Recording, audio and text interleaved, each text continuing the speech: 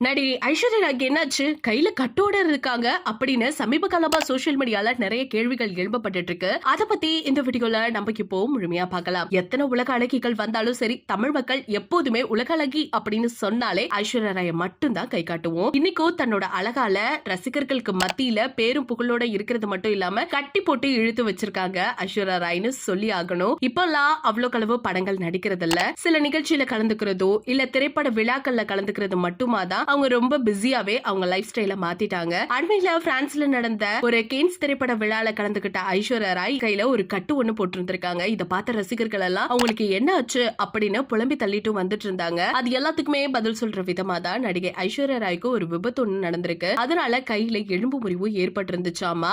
இதெல்லாம் ஒரு பக்கம் இருந்தாலும் கேன்ஸ் விழாவை முடிஞ்சிட்டு அவங்க டைரக்டா ஹாஸ்பிட்டலுக்கு போயிட்டு அறுவை சிகிச்சை தான் பண்ண போறாங்க அப்படிங்கிற தகவலும் இப்ப வெளியா இருக்கு. சீக்கிரமாவே குணமடைஞ்சுவாங்க அப்படின்னு சொல்லிட்டு ரசிகர்கள் எல்லாம் கமெண்ட் செக்ஷன்ல புலம்பி தள்ளிட்டு வந்துட்டு இருக்காங்க. நீங்க இந்த செய்தியை பத்தி என்ன நினைக்கிறீங்க அப்படிங்கறத மறக்காம நம்ம கமெண்ட் செக்ஷன்ல ஷேர் பண்ணிக்கோங்க. இது போல அப்டேட்ஸ் உடனுக்குடனே தெரிஞ்சுக்கணும்னா நம்ம சேனலை சப்ஸ்கிரைப் பண்ணி வச்சுக்கோங்க.